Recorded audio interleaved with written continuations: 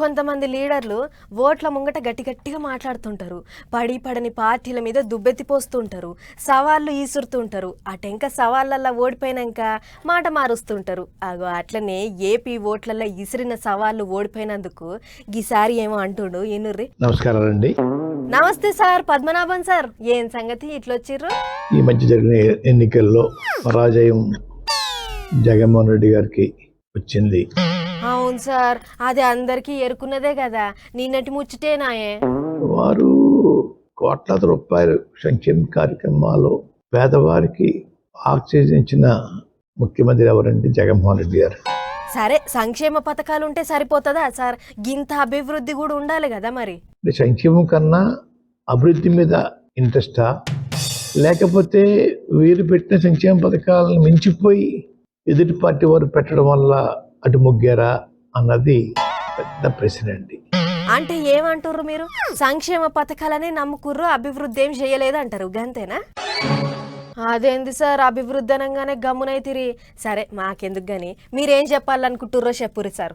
గతంలో పవన్ కళ్యాణ్ గారి గురించి నేను ఒక సవాలు విసిరానండి. సవాలా? ఏం సవాల్ సారు? పిఠాపురంలో ఓడించి పంపకపోతే నా పేరు మార్చుకుంటాను పద్మనాభరెడ్డిగా అని చెప్పడం జరిగిందండి. అయ్యో గట్లనా? మరి పవనాల్ సారు పిఠాపురంలో గెలిచిండు కదా సారు, మార్చుకుంటుర్రా లేదా ఇంతకి? అన్న మాట ప్రకారంగా నా పేరు పద్మనాభరెడ్డిగా మార్చమని చెప్పేసి గెజిట్ పబ్లికేషన్ కోసం పేపర్స్ అన్ని రెడీ చేసుకున్నానండి. వా, అన్న మాట మీద నిలబడ్డ లీడర్ సార్ మీరు.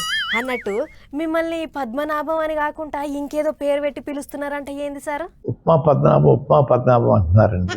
అయ్యో, పెద్దాన్ని పట్టుకొని గట్లనే నానేది. పాపం సార్ చూడుర్రి ఎంత దుక్కుటిల్లుతున్నాడో. నారాజు కాకుర్రి సార్, అన్నోళ్ళంతా మనోళ్ళే గాని. మా కాఫీ మర్యాద చేయటం తప్పన్నట్టుగా, లేదంటే చాలా చీప్గా వారు దృష్టిలో ఉందో నాకు తెలియట్లేదు. పాపం సార్ బగ్గ నారాజు అయ్యిండు. ఉప్మా పద్మనాభ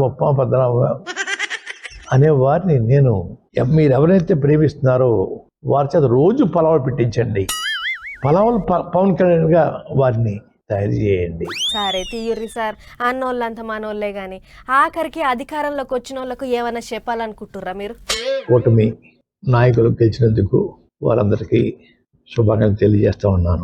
మొత్తానికైతే సార్ అన్న మాట మీద నిలబడి ఉన్న పేరును మార్చుకుంటున్నా అని చెప్పిండు. మరి చూడాలే, పేరు మారినాక మార్చుకున్నా అని మళ్ళొచ్చి ఏమన్నా చెప్తాడో లేదో అనేటిదిగా.